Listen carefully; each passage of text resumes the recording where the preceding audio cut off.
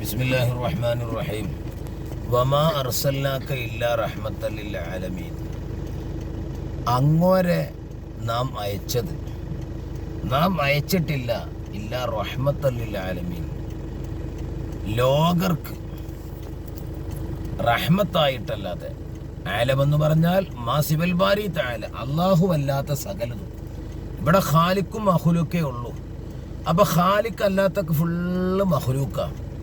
അപ്പൊ എല്ലാ മഖ്ലൂക്കാത്തിനും കാരുണ്യമായിട്ടാണ് ഹബീബ് സല്ലല്ലാഹു അലൈഹി വസല്ലം തങ്ങൾ അയച്ചു വിട്ടത്. എക്സാമ്പിൾ ഞാൻ പറയാം. ഒരിക്കൽ റസൂലും സ്വഹാബത്തും ഒരു വഴിയിലൂടെ പോകുമ്പോൾ ഒരൊട്ടകം ഓടിക്കിതച്ച് വന്ന് അള്ളാന്റെ ഹബീബിന്റെ തോളത്ത് ഇങ്ങനെ താട വെച്ചു.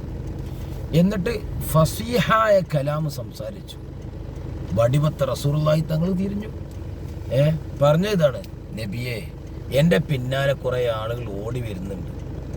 അവരെന്നെ ഞാൻ ചെറിയ കുട്ടിയായെന്ന് വാങ്ങി ഇടങ്ങേറുള്ള റിസ്ക്കുള്ള ജോലികളൊക്കെ എന്നെ ചെയ്യിപ്പിച്ച് ഇപ്പം ഞാൻ വയസ്സായിപ്പോയി.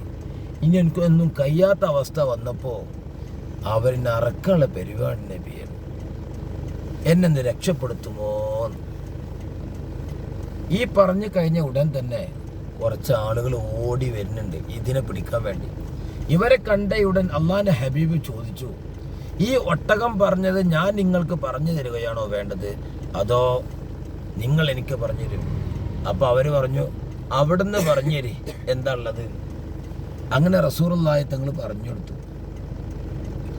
അപ്പോ നബിക്ക് ആ ഒട്ടകത്തിന് വരെ കൊടുത്തു. ഇതിന് തന്നു പറഞ്ഞു, അങ്ങോർക്ക് തന്നു, അങ്ങോർ വേണ്ടത് ചെയ്തോളൂ. റസൂലുള്ളാഹി തങ്ങൾ വിട്ടയച്ചു.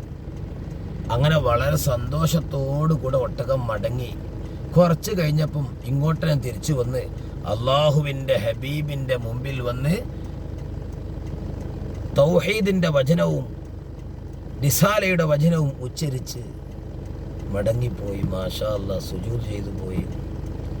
ഈ ചരിത്രത്തിലേക്കാണ് നമ്മുടെ മൗലിദ് കിതാബിൽ സൂചിപ്പിക്കുന്നത്.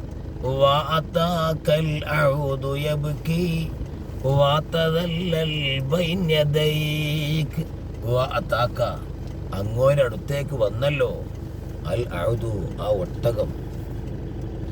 യബ്കി വാതാക്കൽ അഉദു യബ്കി, കരഞ്ഞുകൊണ്ട് വന്നില്ലേ അങ്ങോരടുത്തേക്ക്. വതദല്ലൽ ബൈന യദൈക, അങ്ങോര മുൻപിൽ വളരെ വിനയം പ്രകടിപ്പിച്ചില്ലേ.